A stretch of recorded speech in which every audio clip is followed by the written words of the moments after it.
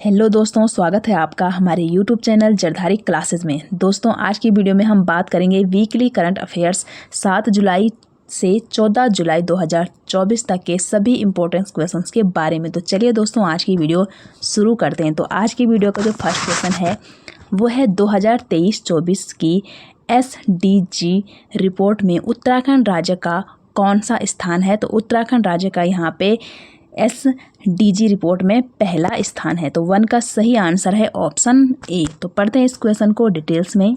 तो नीति आयोग की SDG ranking index report में उत्तराखंड पहले स्थान पर है और उत्तराखंड ने पिछले साल की तुलना में इस साल 7 अंकों का सुधार किया है।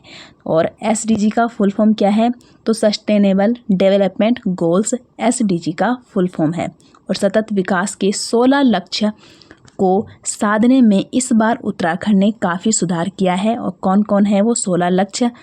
तो यहाँ पे उत्तराखंड का इन 16 लक्ष्यों में रहा बेहतर प्रदर्शन। तो पढ़ते हैं 16 लक्ष्यों के बारे में। तो पहला लक्ष्य है यहाँ पे स्वच्छ जल एवं स्वच्छता, दूसरा है क्लीन एनर्जी, तीसरा है बेहतरीन कार्य व आर्थिक वृद्धि, चौथा है यहाँ पे उद्योग नवाचार, पांचवा है असमानता में कमी, छठा है टिकाऊ नगर एवं समुदाय, सातवां है उत्तरदायित्वपूर्ण उपभोग एवं उत्पादन, आठवां है जलवायु कार्य, नौवां है जीवन एवं भूमि, 10वां है यहाँ पे शांति न्याय, 11वां है सशक्त संस्थाएं, 12वां है गरीबी उन्मूलन, नेक्स्ट है भूख मुक्त समाज और अच्छा स्वास्थ्य और जीवन, 15वां है गुणवत्ता परक शिक्षा और लास्ट जो है यहाँ पे वो है लिंग समानता। तो ये है ये 16 लक्ष्य। नेक्स्ट क्वेश्चन है क्वेश्चन नंबर 2, उत्तराखंड में स्कॉच सिल्वर अवार्ड से किसे सम्मानित किया गया है। तो सहकारिता विभाग जो है, सहकारिता विभाग को उत्तराखंड में स्कॉच सिल्वर अवार्ड से सम्मानित किया गया है।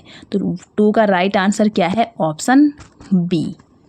तो सहकारिता विभाग को एम्पेक्स सशक्तिकरण के लिए स्कॉच सिल्वर अवार्ड प्रदान किया गया है। और यह पुरस्कार जो है न्याय पंचायत स्तर पर 670 बहुउद्देशीय प्राइमरी सहकारी समिति यानी कि multipurpose primary corporative society MPAX प्रणाली को मजबूत करने और राज्य एकीकृत सहकारी विकास परियोजना के माध्यम से किसानों की आय में उल्लेखनीय वृद्धि करने के लिए विभाग के सराहनीय प्रयासों को मान्यता देता है। ठीक है। और यह प्रतिष्ठित पुरस्कार है जो ये registrar cooperative Alok Kumar Pandey and additional registrar Anand Shukla ने नई दिल्ली में ये पुरस्कार ग्रहण किया है। क्वेश्चन नंबर 3 है देश का पहला बुरांश यानी कि रोडोडेंड्रॉन उद्यान कहाँ विकसित किया गया है। तो देश का पहला बुरांश उद्यान विकसित किया गया है अपने उत्तराखंड में, उत्तराखंड के पिथौरागढ़ जिले में। तो 3 का राइट आंसर क्या है? Option C. तो देश का पहला बुरांश उद्यान पिथौरागढ़ के मुनस्यारी गांव में विकसित किया गया है। और उत्तराखंड में रोडोडेंड्रॉन की कुल 5 और भारत की बात करें तो भारत में कुल टोटल 40 स्पीसीज हैं। ठीक है। नेक्स्ट पॉइंट है रोडोडेंड्रॉन जिसे स्थानीयता से बुरांश के नाम से भी जाना जाता है।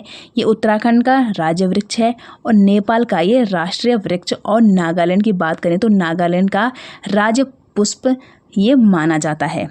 और इसके फूलों में एंटीऑक्सीडेंट, एंटी इन्फ्लेमेटरी और जीवाणुरोधी गुण होते हैं और इनका प्रयोग पेय बनाने के लिए भी किया जाता है। रोडोडेंड्रॉन का उद्यान हिमालयी पारिस्थितिकी तंत्र में एक महत्वपूर्ण स्थान रखता है क्योंकि इसके जीवंत रंग जंगल को भर देते हैं और बड़ी संख्या में पक्षी और कीड़े इससे आकर्षित होते हैं। और यह उद्यान हिमालयी क्षेत्र और देश में अपनी तरह का ये पहला उद्यान होगा। क्वेश्चन नंबर 4 है हाल ही में मुख्यमंत्री पुष्कर सिंह धामी ने कौन से मंदिर का शिलान्यास किया है। तो यहाँ पे आप ऑप्शन देख सकते हैं।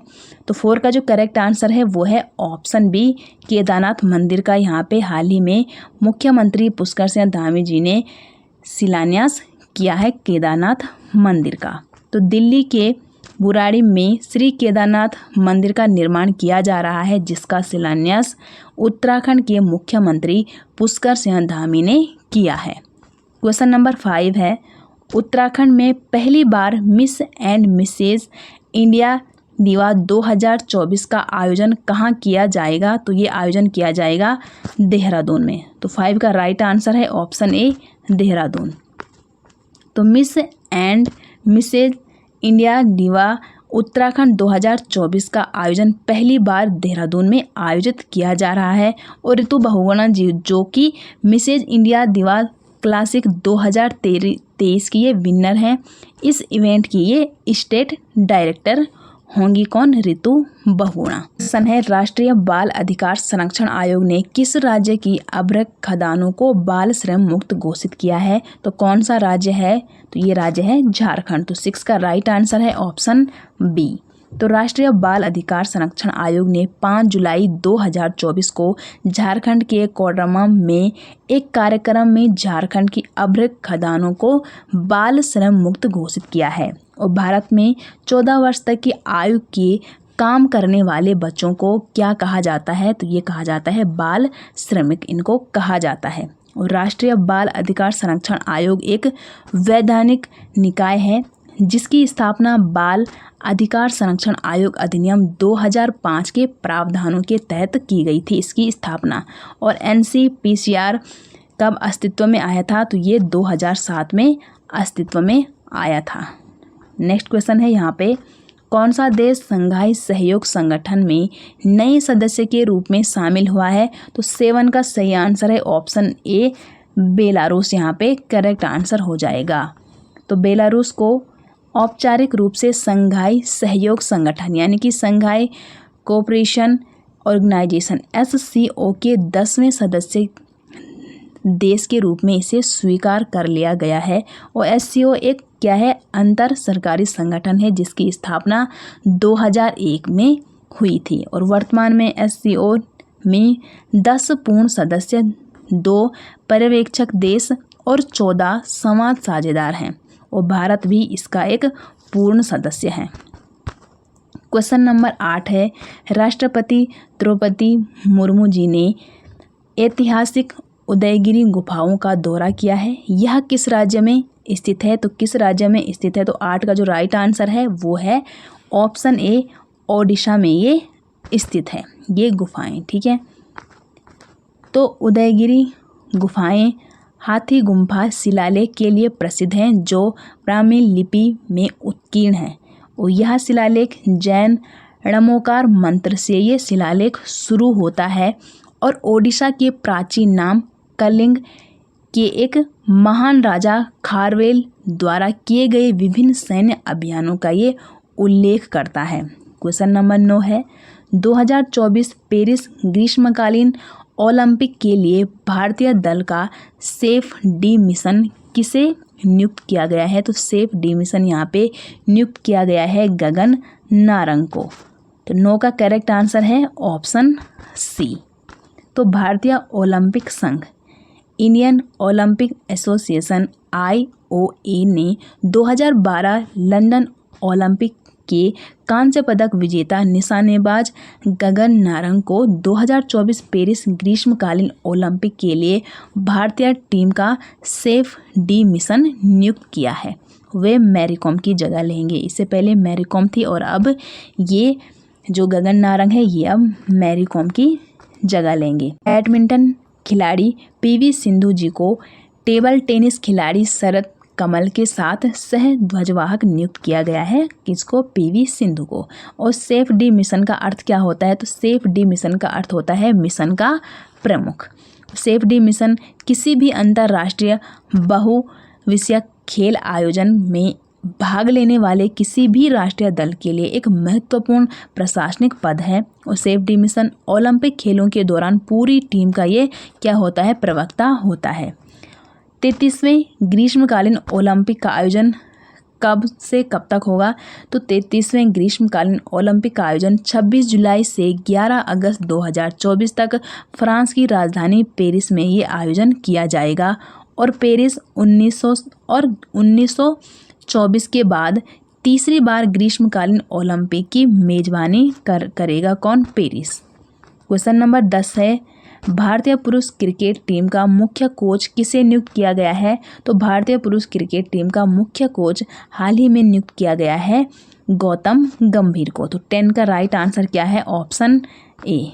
इससे पहले कौन थे? तो गौतम गंभीर राहुल द्रविड़ की जगह लेंगे, जिन्होंने वेस्ट इंडीज़ और संयुक्त राज्य अमेरिका में आयोजित 9वें ICC T20 विश्व कप में भारतीय टीम की जीत के बाद अपने पद का इन्होंने यहाँ पे इस्तीफा दे दिया है। राहुल द्रविड़ को 2021 में 3 साल के कार्यकाल के लिए मुख्य कोच नियुक्त किया गया था और अब गौतम गंभीर को board of control for cricket in India ने 3 साल के कार्यकाल के लिए इनको नियुक्त कर दिया है। और गौतम गंभीर, अगर इनके पुरस्कार की बात करें तो गौतम गंभीर को 2009 में अर्जुन पुरस्कार से सम्मानित किया गया है और 2019 में इनको पद्मश्री से भी सम्मानित किया जा चुका है।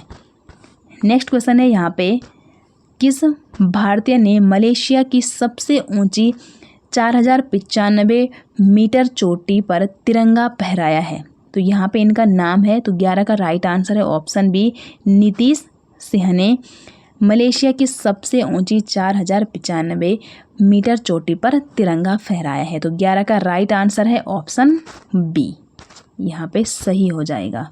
तो युवा पर्वतारोही नीतीश सिंह ने मलेशिया की सबसे ऊंची माउंट किनाबालू 4095 मीटर पर चढ़ाई को मात्र इन्होंने 19 घंटे में सफलतापूर्वक पूरा कर लिया है और वह इस पर्वत पर सबसे कम समय में चढ़ने वाले ये पहले भारतीय बन गए हैं। कौन? नीतीश सिंह।